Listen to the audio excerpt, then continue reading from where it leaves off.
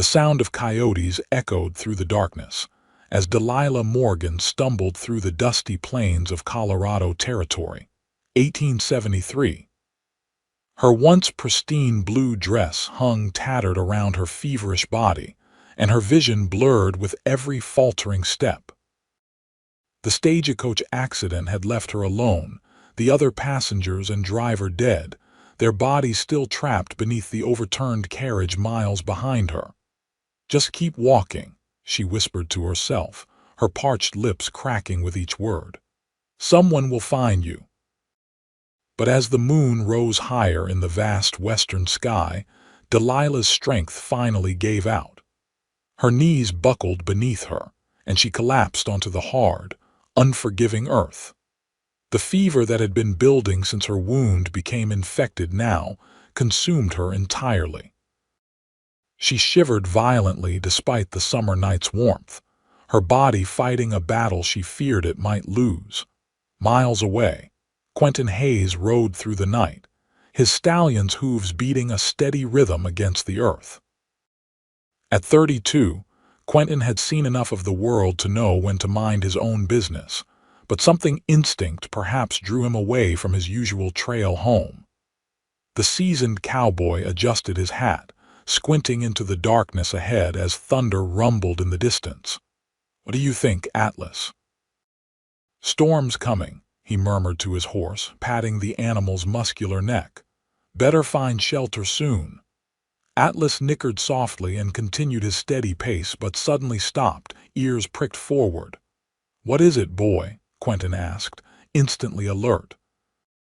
Years of surviving in the untamed West had honed his senses. He leaned forward, scanning the terrain ahead. A shape lay crumpled on the ground, too small to be a fallen buffalo, too large to be a coyote's kill. Quentin drew his revolver cautiously and nudged Atlas forward.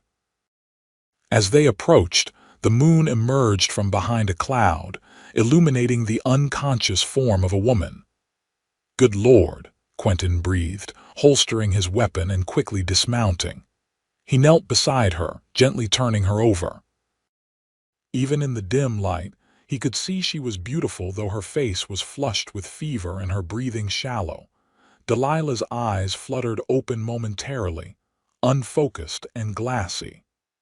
"Help," she whispered before unconsciousness claimed her again. Quentin didn't hesitate. He gathered her carefully in his arms, noting how she trembled with fever. "Easy now," he murmured, though he knew she couldn't hear him. "I've got you, madam." He lifted her onto Atlas, then mounted behind her, cradling her against his chest to keep her from falling. "My cabin's not far," he told her unconscious form. "Just hold on." The first heavy raindrops began to fall as Quentin urged Atlas into a careful canter. The woman in his arms shook violently, her head lolling against his shoulder. Quentin had seen fever before, had nursed comrades through it during the war, and he recognized the seriousness of her condition. His cabin appeared in the distance, a solid structure he'd built with his own hands after leaving behind a life he preferred not to remember. It wasn't much, but it was sturdy and dry, and right now, that was what mattered. By the time they reached the cabin, rain was pouring in sheets. Quentin dismounted quickly, lifted the woman and carried her inside. He laid her gently on his bed before hurrying to light the oil lamp and stoke the embers in the fireplace. In the lamplight, he could see her clearly for the first time. Her chestnut hair was matted with dirt and sweat, her skin pale beneath the feverish flush. Her blue dress was torn, and he could see a wound on her left arm, angry and inflamed. "That's the trouble, isn't it?" he murmured, examining the gash. He gathered clean cloths, water from the rain barrel, and the small supply of medicines he kept for emergencies. As he cleaned her wound, Delilah stirred, her eyes opening slightly. "Where?" she began, her voice barely audible. "You're safe," Quentin assured her, his deep voice steady and calm. "I found you collapsed on the plain. I'm Quentin Hayes. You're at my cabin about 20 miles east of Silver Creek." "Delilah," she whispered. "Delilah Morgan. You've got quite a fever, Miss Morgan. This wound is infected. I need to clean it properly and it's going to hurt." She nodded weakly, her eyes closing again. "Do what you must." Quentin worked methodically, cleaning the wound with whiskey and applying a poultice of herbs he'd learned to use from an old Cheyenne man who'd once saved his life. Through it all, Delilah drifted in and out of consciousness, occasionally crying out in pain but never fully waking. When he finished, he covered her with several blankets, trying to still her shivering. The fever would need to break on its own. All he could do was keep her warm, get water into her when possible, and wait. Outside, the storm raged through the night. Quentin sat in a chair beside the bed, occasionally replacing the cool cloth on Delilah's forehead or helping her sip water when she roused enough to swallow. In her delirium, she sometimes spoke of a stagecoach and people he assumed had been traveling with her. As dawn approached, her shivering intensified. Quentin added more wood to the fire, but still she trembled violently beneath the blankets. He'd seen this before, the fever reaching its peak before breaking or. He pushed away the darker thought. He'd found her. He wouldn't let her die now. Making a decision, Quentin removed his boots and outer shirt. He slid under the blankets beside her, pulling her gently into his arms. Body heat was sometimes the only remedy when fever took hold this strongly. He'd done the same for wounded men during the war, though holding Delilah, Morgan felt decidedly different from helping a fellow soldier. "Easy now," he murmured as she unconsciously nestled against him, seeking warmth. "I've got you." Through the remaining hours of darkness, Quentin held Delilah steady, feeling every shudder that ran through her body, listening to each labored breath. He spoke to her sometimes, telling her about his cabin, about Atlas, about the land around them, anything to fill the silence and give her something to hold onto through the fever's haze. As the first light of dawn filtered through the cabin windows, Delilah's shivering finally began to subside. Her breathing steadied, and the feverish heat radiating from her skin lessened. Quentin placed a hand on her forehead and felt the welcome change, still warm, but no longer burning. He carefully extracted himself from the bed, tucking the blankets around her. She slept more peacefully now, her face relaxed, color beginning to return to her cheeks. Quentin moved quietly around the cabin, preparing coffee and a simple breakfast. He needed to tend to Atlas and check his traps, but he was reluctant to leave Delilah alone. Still, necessities couldn't be ignored, especially now that he had someone else to care for. He wrote a brief note explaining where he'd gone and left it where she would see it if she woke. After checking that she was still sleeping comfortably, he headed outside. The storm had cleared, leaving behind a washed and gleaming world. Puddles dotted the yard, reflecting the clear blue sky. Quentin took care of Atlas, then checked his nearby traps, finding a rabbit that would make a decent stew. He gathered fresh herbs from the small patch he maintained behind the cabin, another lesson from his Cheyenne friend. When he returned an hour later, Delilah was awake, sitting up in bed with his note in her hands.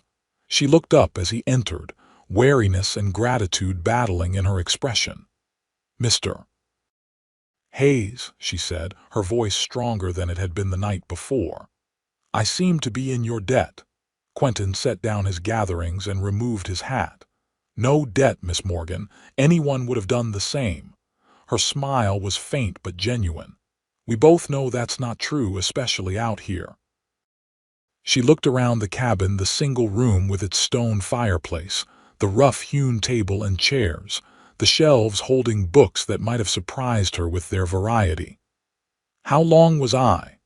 "Just one night," he replied, hanging his hat on a peg by the door. "Your fever broke this morning. You had me worried for a while there." Delilah touched the clean bandage on her arm. "You tended this," He nodded, suddenly feeling awkward. It had been a long time since he'd had a woman in his cabin in his bed. "I've had some practice with wounds. Army medic taught me during the war." "Which side?" she asked, then immediately shook her head. "I apologize, that's not my business." "Union," he answered anyway. "Though I try not to think much about those days anymore." Delilah nodded, understanding in her eyes. "I was traveling to Denver," she said after a moment. The stagecoach overturned when a wheel broke. The driver and the other two passengers. Her voice faltered. "They didn't survive. I walked as far as I could before collapsing." "Denver's still a good 70 miles from here," Quentin said, moving to the stove to put on fresh coffee. "You were lucky I found you when I did." "Yes," she agreed softly, "very lucky. Are you hungry? I can make some broth. You should start with something simple after the fever." "That would be kind, thank you." She attempted to rise from the bed but swayed immediately, her strength not yet returned. Quentin was at her side in an instant, his strong hand steadying her. "Easy now. You're not ready to be up and about yet." The touch of his hands on her shoulders sent an unexpected warmth through Delilah, different from the fever's heat. Their eyes met briefly before she lowered her gaze. "Perhaps you're right," she conceded, allowing him to help her back against the pillows. "I'm stronger than I appear, usually, but this has taken more out of me than I expected." "Fever will do that," he said, stepping back once she was settled. "Rest today. Tomorrow will be soon enough to worry about what comes next." While Quentin prepared a simple broth from his stores, Delilah watched him move about the cabin. He was tall and broad-shouldered, with the lean strength of a man accustomed to hard work. His dark hair curled slightly at the nape of his neck, and a neatly trimmed beard framed a face that was handsome in a rugged way. "May I ask what's in Denver?" Quentin inquired as he brought her a steaming mug of broth. Delilah accepted it gratefully. "A teaching position." I was a school teacher in St. Louis. The school board in Denver offered me a position for the fall term." "You're a long way from St. Louis," he observed. "Yes." She sipped the broth, finding it surprisingly flavorful. "My father died last winter. There was nothing keeping me there anymore." Quentin nodded, understanding the unspoken parts of her story. A woman alone in 1873 had limited options. Teaching was one of the few respectable professions available to her. "The school year doesn't start for another month," he said. "You have time to recover before continuing your journey." Delilah's eyes widened. "I couldn't impose on you for so long. It's no imposition. I've got the space, and it's not as if I have a busy social calendar." His smile transformed his face, softening the lines that hardship and solitude had etched there. "Why do you live so far from town?" she asked, curiosity overcoming propriety. Quentin was silent for a moment, considering his answer. "I found I prefer the company of mountains and sky after the war," he finally said. "People can be complicated." "Yes," Delilah agreed softly, "they can be." Over the next several days, Delilah regained her strength gradually. The infection in her arm cleared, thanks to Quentin's careful tending, and her fever didn't return.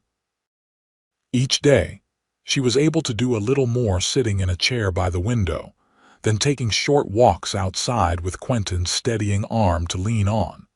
They fell into an unexpected rhythm together. Quentin continued his daily work checking traps, hunting, tending his small garden while Delilah initially rested, and then began to contribute to their shared life by taking over cooking and mending his clothes. In the evenings, they often read together from Quentin's collection of books, sometimes discussing the stories, sometimes simply enjoying the companionable silence. On her 7th day at the cabin, Delilah ventured outside alone while Quentin was checking his traps. The summer sun warmed her face as she walked slowly around the clearing where the cabin stood. Beyond the small garden and corral for Atlas, the land opened into rolling grassland that eventually met the distant mountains. She had just reached the edge of the clearing when she heard a rattling sound. Freezing in place, Delilah looked down to see a rattlesnake coiled not 3 feet away, its warning clear. Fear paralyzed her for a crucial moment. She knew she should back away slowly, but her legs refused to move. The snake's rattle intensified and it began to lift its head, preparing to strike. A shot cracked through the air and the snake's head disappeared in a spray of dirt and blood.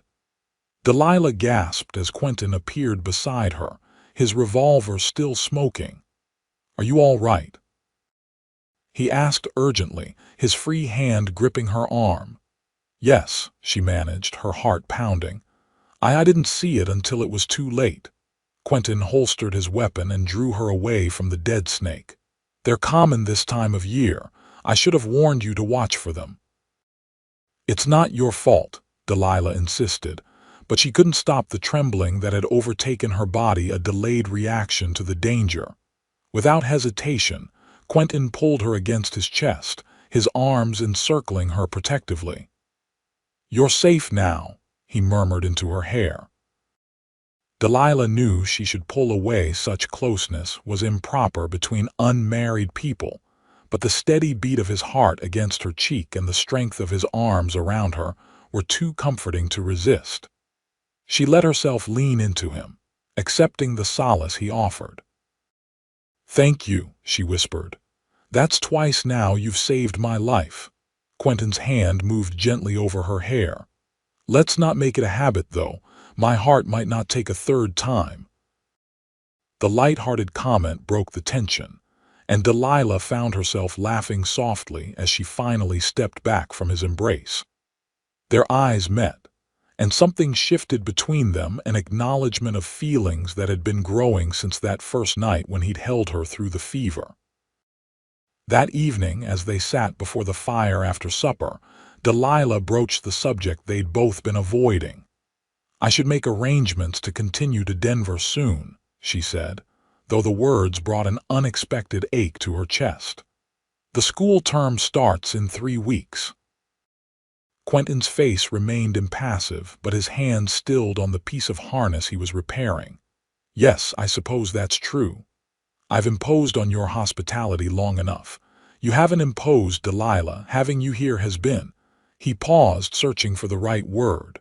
"Pleasant." "Pleasant," she echoed, a touch of disappointment in her voice. The word seemed inadequate for what had grown between them. Quentin set aside his work and looked directly at her. "More than pleasant. I've lived alone for 5 years. I'd forgotten what it was like to share a meal, a conversation. A life with someone." "We've hardly shared a life in 1 week, Mr. Hayes," she said, though her tone was gentle. "Haven't we?" His gaze was steady, unwavering. "It feels more like a lifetime to me." Delilah's breath caught at the honesty in his voice. "Quentin, I know you have your position waiting," he continued, "and I would never ask you to give up the security and respectability it offers, but I find myself wishing you would stay." The confession hung in the air between them, weighty with possibility. Delilah looked down at her hands, twisting in her lap. "I barely know you," she said finally, though she knew it wasn't entirely true. In their week together, she'd learned more about Quentin Hayes than she had about men she'd known for years in St. Louis. "Then get to know me," he suggested, a hint of challenge in his voice. "Stay another week before deciding." Delilah considered his proposition. The teaching position would provide independence and purpose, things she'd worked hard to achieve. But in this remote cabin with this quiet, steadfast man, she'd found something else, a sense of belonging she hadn't experienced since her father died. "1 more week," she agreed at last, "though I don't know what difference it will make." Quentin's smile was warm with promise. "We'll see." The next morning, Quentin announced that he needed to ride into Silver Creek for supplies. "Would you like to come along?" he asked as they finished breakfast. It's a small town, but you might enjoy the change of scenery. Delilah hesitated. Is it proper for us to travel together, I mean? Quentin's mouth quirked into a half-smile. Out here, practicality often overrules propriety. But if you're concerned, Mrs. Wilson at the general store has a spare room she sometimes rents to travelers. You could stay there if you'd prefer not to return with me. The offer was considerate, acknowledging her position while giving her options.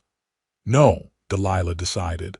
I'll return with you, but thank you for considering my reputation. Always, he said simply. They set out an hour later, Delilah riding behind Quentin on Atlas. The powerful horse handled their combined weight easily, and though the arrangement required Delilah to hold onto Quentin's waist, she found she didn't mind the necessity. The ride to Silver Creek took most of the morning.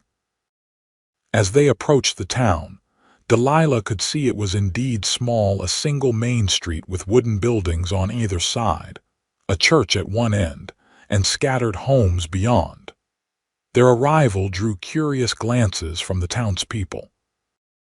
Quentin nodded to several as he helped Delilah dismount in front of the general store, but offered no explanations. Inside the store, a plump, gray-haired woman looked up from her ledger. Her eyebrows rose at the sight of Delilah. Well, Quentin Hayes, it's been months since you darkened my door, and now you show up with a lady friend. The town gossips will be busy today. Mrs. Wilson, Quentin greeted her, removing his hat. This is Miss Delilah Morgan. She was injured when her stagecoach overturned last week.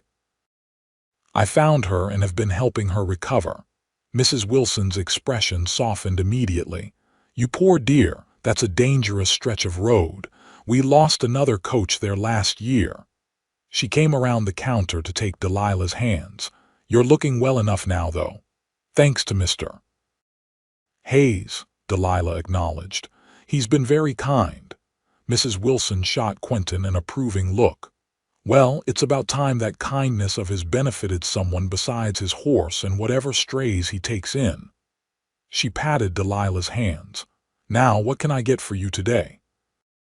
While Quentin handled his usual purchases, Mrs. Wilson helped Delilah select a few necessities, a ready-made dress to replace her torn one, toiletries, and other feminine items she'd been without. The older woman's friendly chatter was a welcome change after days of relative isolation. Will you be staying in town? Mrs. Wilson asked as she wrapped Delilah's purchases. No, we'll return to Mr. Hayes's cabin today, Delilah replied, then added quickly. I'll be continuing to Denver soon. I have a teaching position waiting. Mrs. Wilson nodded, though her eyes held a knowing gleam. Denver's a fine city, growing every day, but there are children needing teaching closer to home, too. Before Delilah could respond, the store's door opened, and a well-dressed man in his 40s entered. He stopped short at the sight of Quentin, his face hardening. Hayes, he said coldly. Lawson, Quentin returned, his voice equally frosty. The tension between the men was palpable. Mrs. Wilson cleared her throat uncomfortably. Judge Lawson, have you met Miss Morgan? She's recovering from an accident. Quentin's been looking after her. Judge Lawson's calculating gaze shifted to Delilah, assessment and something darker in his eyes. A pleasure, Miss Morgan. William Lawson, circuit judge for this territory. He removed his hat and offered a slight bow. If you're in need of more appropriate accommodations, I'd be happy to arrange something. The implication was clear, and Delilah felt her cheeks warm with indignation. Thank you, Judge, but I'm quite comfortable with the current arrangement. As you wish. His tone suggested he questioned her judgment. Hayes, a word outside. Quentin's jaw tightened, but he nodded. Excuse me, he said to Delilah, following the judge out of the store. As soon as they were gone, Mrs. Wilson sighed heavily. Those two have been at odds for years. The judge never forgave Quentin for testifying against his brother in that shooting incident. Got him sent to territorial prison for 5 years. What happened? Delilah asked, unable to contain her curiosity. Lawson's brother shot a young cowhand in a dispute over cards. Would have gotten away with it too, claimed self-defense, and the Lawsons have influence. But Quentin saw the whole thing and testified the boy was unarmed when he was shot. Judge Lawson had to recuse himself, of course, but he's made life difficult for Quentin ever since. Delilah glanced toward the door, understanding better now the lines of strain that sometimes appeared on Quentin's face when he spoke of the town. Is that why he lives so far out? Mrs. Wilson nodded. Partly. The war changed him too, like it did so many men. He came back quieter, more watchful. But he's a good man, Miss Morgan. One of the best I know. I believe you're right, Delilah said softly. When Quentin returned, his expression was closed, unreadable. He completed his purchases efficiently, thanked Mrs. Wilson, and suggested they visit the small cafe for lunch before heading back. Over a simple meal of stew and biscuits, Delilah gently asked, "What did the judge want?" Quentin's mouth tightened momentarily.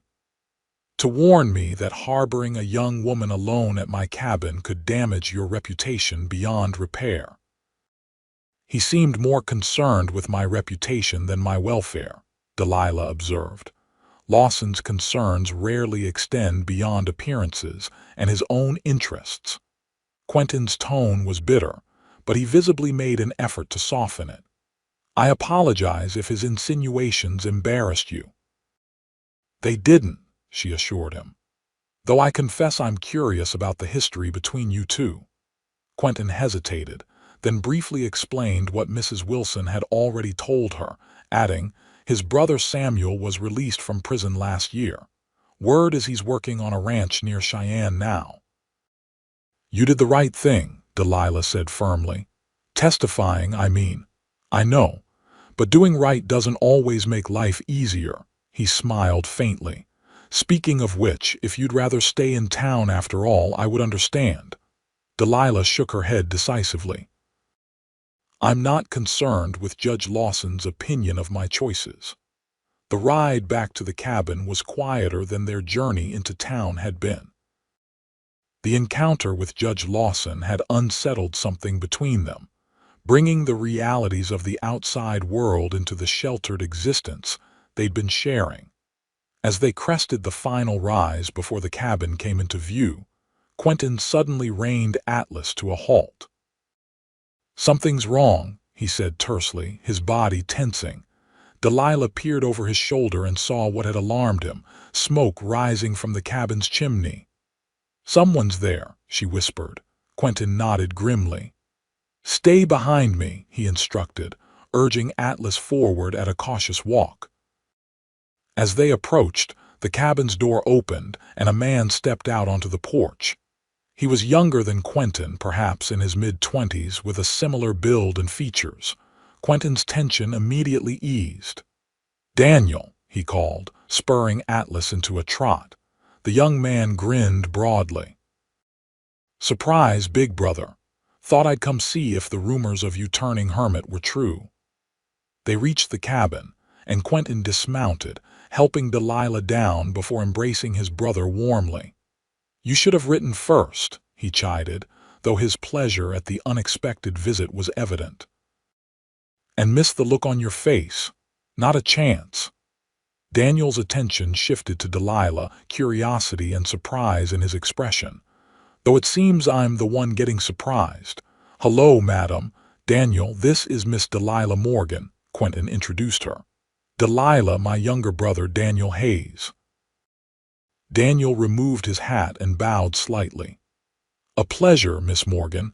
I have to say, you're not what I expected to find at my brother's cabin." "Miss Morgan was injured in a stagecoach accident," Quentin explained. "I found her and have been helping her recover." "Always the hero," Daniel said, but his tone was affectionate rather than mocking. "Well, this explains the raised eyebrows I got in town when I mentioned I was heading out to see you." Delilah felt her cheeks warm at the implication, but Quentin merely shrugged. Small towns run on gossip. You know that. Daniel helped them unload their purchases, and they moved inside the cabin. Delilah was struck by the resemblance between the brothers. They shared the same dark hair and strong features, though Daniel's face lacked the weathering that years of outdoor life had etched into Quentin's. Over dinner, which Delilah insisted on preparing despite Daniel's offers to help, the brothers caught up on each other's lives. Daniel, it emerged, worked for the territorial governor's office in Denver, handling correspondence and legal matters. Which reminds me, Daniel said, pulling an envelope from his coat pocket. This came for you at the governor's office. Since I was coming this way, I offered to deliver it personally. Quentin accepted the envelope, his expression curious. As he read the letter inside, his face grew increasingly serious. What is it? Daniel asked. Land grant, Quentin replied, refolding the letter. The territory is officially recognizing my claim on this section. Daniel grinned. That's wonderful news.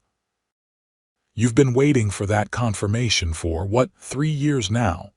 Almost 4.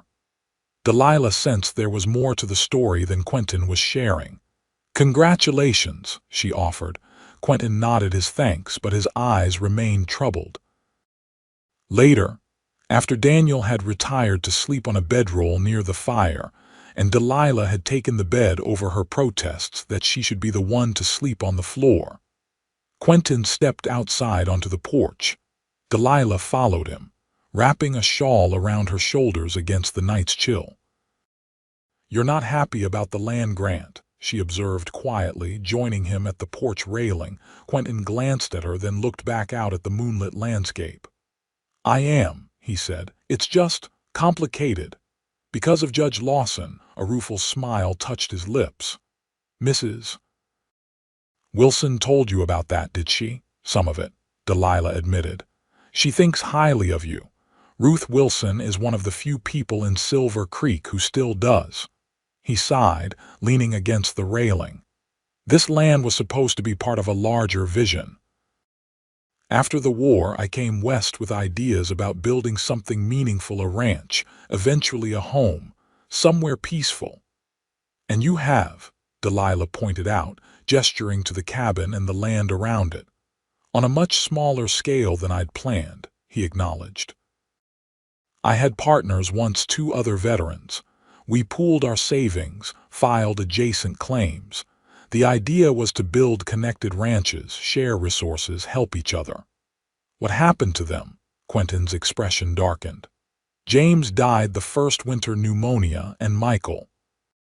He couldn't outrun his war memories. Found him with his service revolver one morning. He paused, the pain of those losses still evident in his voice. After that, I just focused on making this small piece work. It's enough for one man.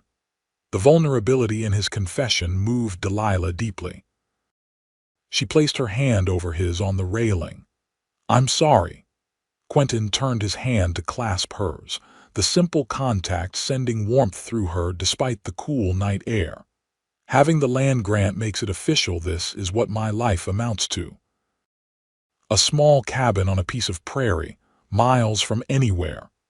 There are worse things, Delilah said softly. To build something with your own hands, to be independent, many would envy that. Maybe. His thumb traced circles on the back of her hand. But lately I've been wondering if it's enough. Their eyes met in the moonlight, and Delilah felt her breath catch at the intensity in his gaze.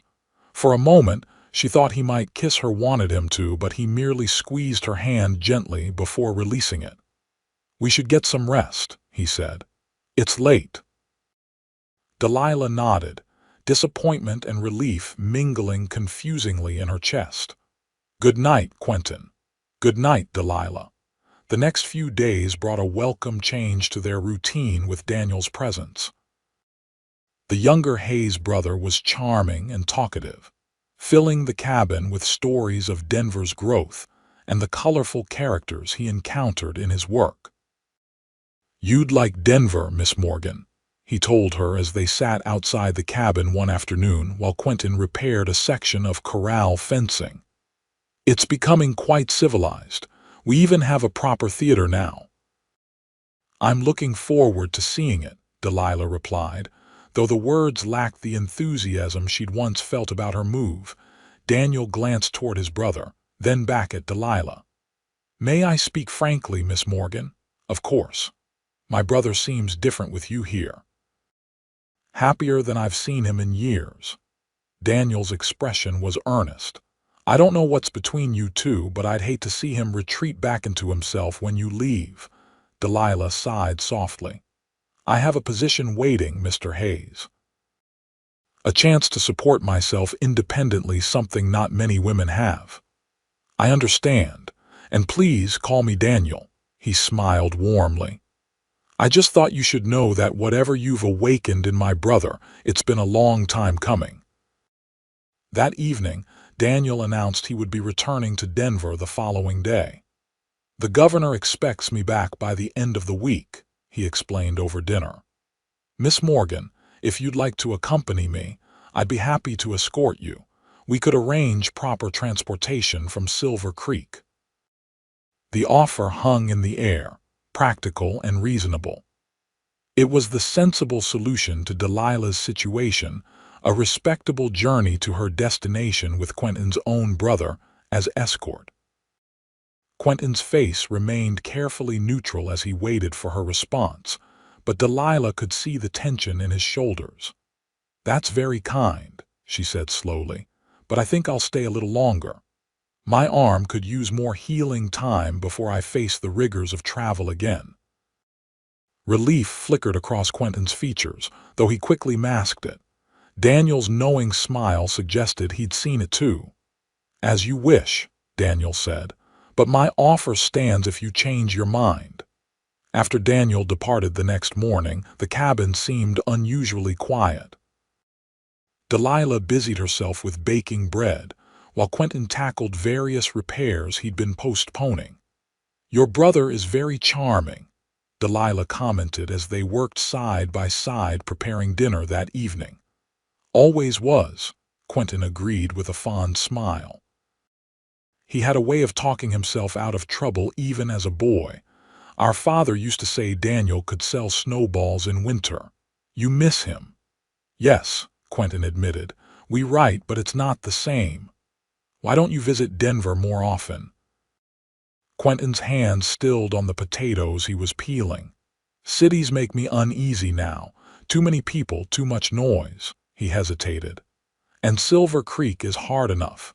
Denver, with its size, its crowds, it would be more difficult."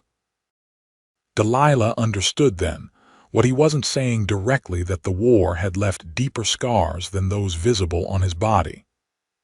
"The teaching position isn't the only reason I left St. Louis," she offered, wanting to share something of herself in return for his honesty. "After my father died, a family friend expressed interest in courting me.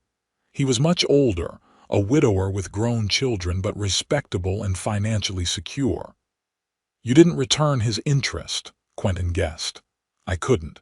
He was kind enough, but the thought of marrying without love—" She shook her head.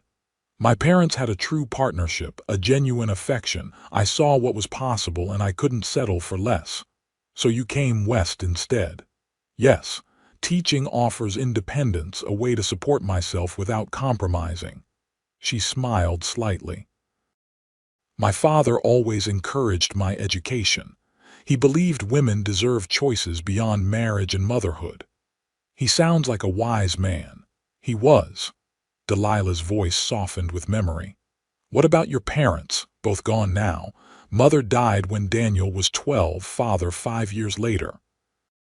"He was a carpenter, taught me everything I know about working with wood." Quentin gestured to the cabin around them. "He would have approved of this place, I think. Simple but solid." As they continued preparing the meal, sharing stories and memories, Delilah was struck by how comfortable she felt with Quentin. There was an ease between them that she'd never experienced with anyone else, a sense that she could be entirely herself, without judgment or expectation.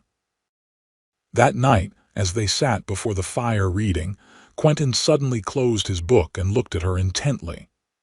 "Why did you really stay? After Daniel offered to escort you to Denver?" The directness of the question caught Delilah off guard. She set aside her own book, considering her answer carefully. "Because I wasn't ready to leave," she said finally, deciding honesty was the only appropriate response. "Because being here with you feels right in a way I can't fully explain." Quentin's eyes darkened at her words.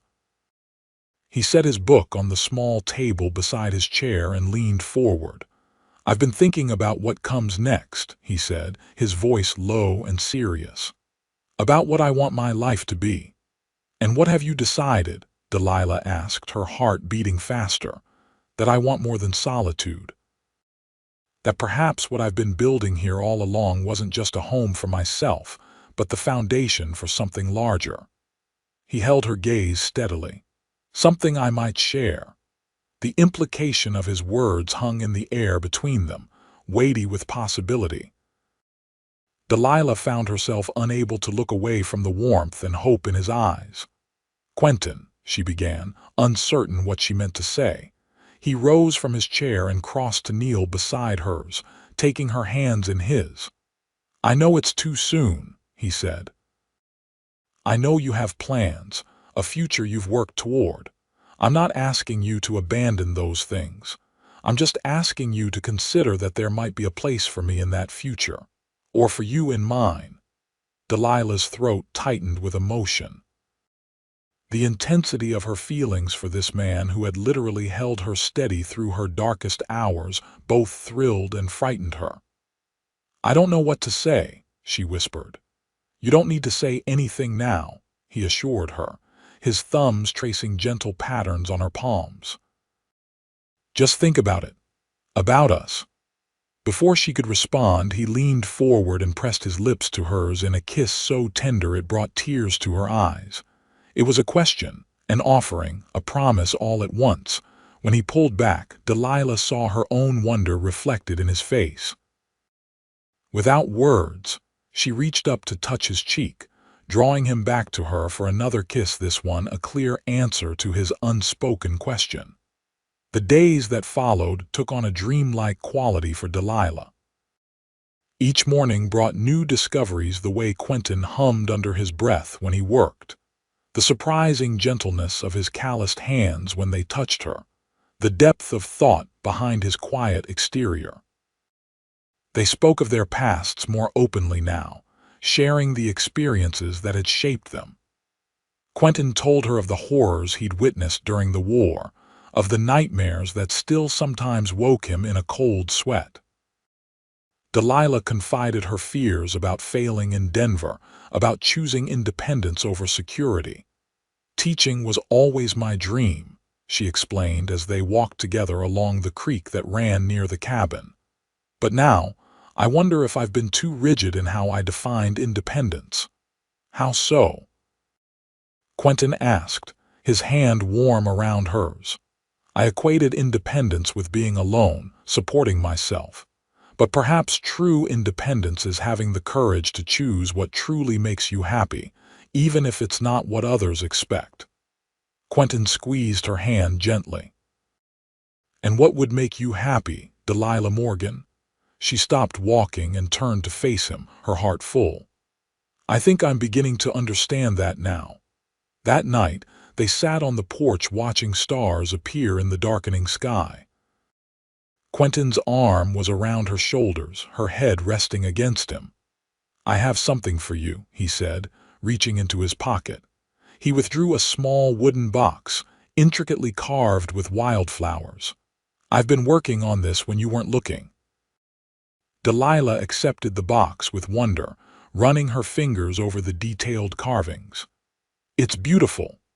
"Open it," he urged softly. Inside, nestled on a scrap of velvet, was a ring, a simple band of silver with a small pearl set in the center. "It was my mother's," Quentin explained, his voice husky with emotion. My father gave it to her when they became engaged. I've carried it with me since she died, waiting for the right person to give it to. Delilah looked up at him, tears shimmering in her eyes. I know we haven't known each other long, he continued, taking her free hand in his. But I've learned more about you in these weeks than I've known about anyone. I've seen your strength, your kindness, your determination. I've watched you face fever and fear with equal courage. He paused, gathering his thoughts. I love you, Delilah Morgan. I love the way you read by firelight, the way you hum when you cook, the way you've brought life back into this cabin and into me. Quentin, she whispered, her voice catching. I'm not asking you to give up your dreams, he said earnestly. Denver isn't so far. We could find a way to make it work. You could teach there, and I could visit, or we could build something here together. I just know that I want to face whatever comes next with you beside me. Delilah looked down at the ring, then back at Quentin's face, open, vulnerable, hopeful. In that moment, the choice that had seemed so complicated suddenly became crystal clear. Yes, she said simply. Joy transformed his features. Yes, yes, I'll marry you, Quentin Hayes. She smiled through her tears. I love you too. I think I have since you held me through that fever, refusing to let me go even when it seemed hopeless. Quentin took the ring from the box with slightly trembling fingers and slid it onto her hand. It fit perfectly, as if it had been made for her. He pulled her into his arms then, kissing her with a passion that spoke of all the days and nights they would share. When they finally broke apart, breathless and laughing, Delilah rested her forehead against his. What will we do? She asked. About Denver, I mean. Whatever we decide together, Quentin answered. That's what marriage is, facing life's questions as partners. The solution, when they worked it out over the following days, was elegant in its simplicity. Delilah would fulfill her commitment to the Denver school for the fall term, traveling there with Quentin's blessing.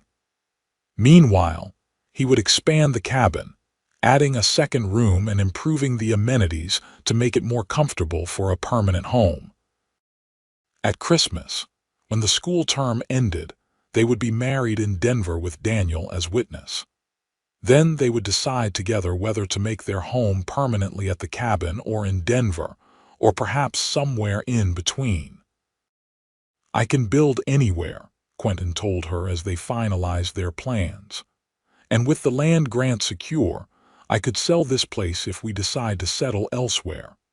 Let's not make that decision yet, Delilah suggested. I've grown fond of this cabin and the land around it. There's a peace here I've never found elsewhere. 2 weeks before Delilah was to leave for Denver, they rode into Silver Creek together to send telegrams announcing their engagement, one to the school board in Denver, explaining that Miss Morgan would be arriving as planned, but would be Mrs. Hayes by Christmas, and one to Daniel sharing their happy news. Mrs. Wilson was the first to congratulate them, clapping her hands in delight when they told her. I knew it, she exclaimed. The moment I saw you two together, I said to myself, Ruth Wilson, that man has finally met his match. Others in town were more reserved in their reactions, particularly when Judge Lawson arrived at the general store while they were still there. The judge's eyes narrowed when he spotted Delilah's ring. Congratulations, he said coldly. Though I wonder if Miss Morgan realizes what she's agreeing to. Life out here isn't easy for a woman of refinement. Before Quentin could respond, Delilah stepped forward, her chin lifted. I appreciate your concern, Judge Lawson, but I'm quite aware of the challenges. I've already survived a stagecoach accident, infection, fever, and a rattlesnake encounter. I believe I'm equal to whatever else the territory might present. The judge's eyebrows rose at her spirited response. Indeed. Well then, I wish you both happiness. His tone suggested he expected the opposite. As they left the store, Quentin squeezed Delilah's hand. "You were magnificent," he told her with admiration. "I don't think anyone's spoken to Judge Lawson like that in years." "He needed to hear it," she replied with a smile, "and I meant every word."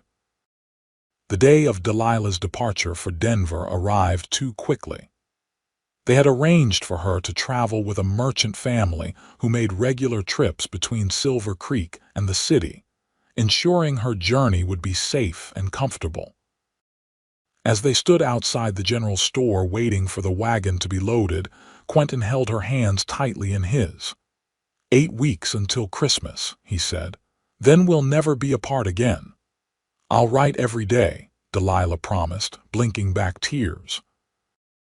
"And I'll be counting the hours until I'm back in your arms." "I've been thinking," Quentin said, his voice rough with emotion, "about what we discussed expanding the cabin. What if instead I built us a proper house? Something with more room, windows to catch the morning light, a real kitchen for you." Delilah's heart swelled at the image his words created. "That sounds wonderful. I'll start as soon as you leave. It will give me something to focus on besides missing you." When the wagon was finally ready, their goodbye was brief, but intense, a lingering kiss that had to sustain them through the weeks ahead. Whispered promises of their future together. As the wagon pulled away, Delilah looked back to see Quentin standing in the road, his tall figure growing smaller with distance, but his presence in her heart only growing stronger. The 8 weeks of separation were the longest of Delilah's life, despite the busy schedule of teaching that filled her days. Denver was indeed growing and vibrant, just as Daniel had described, but she found herself missing the quiet beauty of Quentin's land, the simple routines they had established together. She wrote to him daily as promised, receiving his less frequent but longer letters in return. He described the progress on their house, the foundation laid, the walls going up, the roof finally in place just as the first snow fell. "I've built it with windows facing east," he wrote in one letter, "so you can watch the sunrise from our bed. There's a special shelf in the main room for your books and space for a garden come spring. All it lacks now is you to make it a home." Daniel visited her several times, bringing additional letters from Quentin and reporting on his brother's well-being. "I've never seen him work so hard or with such purpose," he told her during one such visit. "That house is becoming his masterpiece." As Christmas approached, Denver transformed with decorations and festivities. Delilah completed her teaching duties with the school board's blessing and understanding that she would not return for the spring term. "A pity to lose such a fine teacher," the head of the board told her, "but we understand that marriage changes a woman's priorities." Delilah didn't bother to correct his assumption that she was leaving teaching entirely. She had already spoken with Mrs. Wilson about the possibility of starting a small school in Silver Creek once she and Quentin were settled. The day before Christmas Eve, Quentin arrived in Denver as planned. Delilah was waiting at Daniel's apartment, where she had been staying since completing her teaching term. When she opened the door to find Quentin standing there, his hat in his hands and love shining in his eyes, she flew into his arms without hesitation. "You're here," she whispered against his neck, breathing in the familiar scent of him, pine and leather and open air. "Wild horses couldn't have kept me away," he murmured, holding her so tightly she could feel his heartbeat against her own. They were married the next day in a simple ceremony at Denver's small church, with Daniel as best man and Mrs. Wilson, who had made the journey specially as Delilah's matron of honor. The bride wore a new dress of deep blue silk, and the groom a clean black suit that made him look both handsome and slightly uncomfortable. As they exchanged vows, Quentin's voice rang clear and sure. "I promise to hold you steady through whatever darkness may come, just as you have brought light into my life when I thought it lost forever." Delilah's own vows were equally heartfelt. "I promise to build our life together with the same care and devotion you've shown in building our home, a foundation of love, walls of trust, and a roof of commitment to shelter us always." They spent Christmas night at Denver's finest hotel, a wedding gift from Daniel. The next morning, they began their journey home, traveling by train as far as possible before switching to a rented wagon for the final stretch to Silver Creek. As they approached their land 3 days later, Quentin reined the horses to a stop at the top of the rise that overlooked their property. "Close your eyes," he instructed with a smile. Delilah complied, her heart fluttering with anticipation. She felt the wagon move forward again, then come to a final stop. "Now open them," Quentin said softly. Delilah gasped at the sight before her. Where once had stood a simple cabin now rose a beautiful 2-story house of honey-colored wood.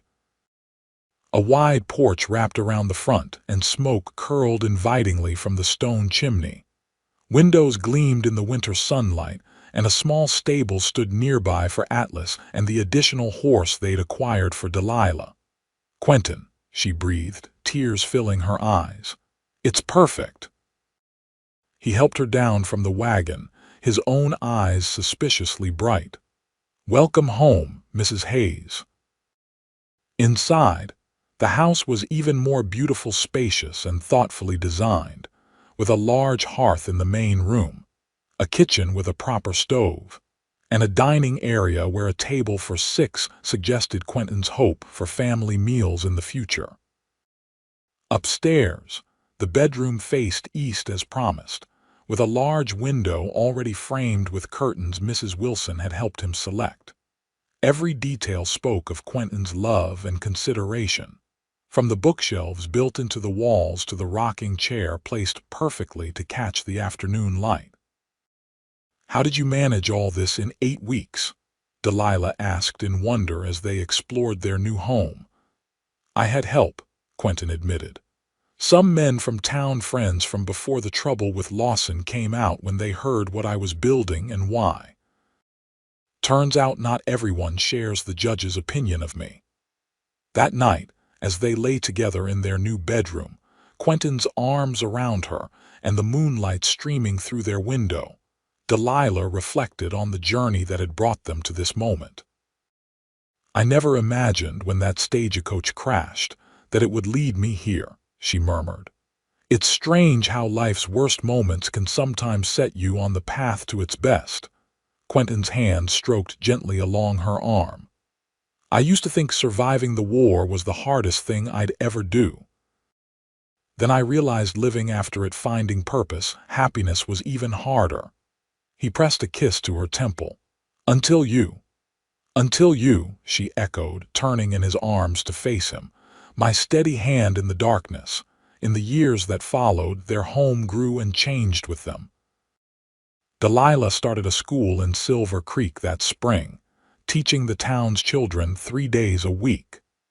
As word of her skills spread, even Judge Lawson eventually sent his grandchildren to learn from her. Quentin expanded their property, buying adjacent land when it became available and gradually building the ranch he had once envisioned with his friends. He bred horses, finding in the work a fulfilling purpose that used his skills and brought respect from the surrounding community. Daniel visited often, especially after he married a Denver banker's daughter 2 years later. Mrs. Wilson became like family, her Sunday dinners a tradition they all cherished. In their 3rd year of marriage, Delilah gave birth to twins, a boy and a girl they named James and Alina, after Quentin's lost friend and Delilah's mother. Watching Quentin cradle their children, his strong hands infinitely gentle, Delilah's heart would overflow with gratitude for the fever that had once threatened her life, but ultimately led her to love. On the 10th anniversary of the day Quentin found her collapsed on the prairie, they sat together on their porch, watching their children play in the yard with the puppies from Atlas's mate's latest litter. You ever wonder what would have happened if you hadn't found me that night?" Delilah asked, her head resting on her husband's shoulder. Quentin's arm tightened around her. "No," he said simply, "because I was always meant to find you. Every choice I made, every path I took was leading me to that moment." Delilah smiled, knowing he was right. From the fever that had nearly claimed her life to the steady hands that had pulled her back from the brink, their story had been written in the stars long before either of them recognized it. "I love you, Quentin Hayes," she said, lifting her face for his kiss. "And I love you, Delilah Hayes," he replied, his eyes still holding the same warmth and wonder they had the first time he'd told her so. "Through darkness and light, through all the days of our lives." As the sun set over their land, their home, their future, Delilah thought of the frightened, feverish woman she had once been, and the strong, loved woman she had become.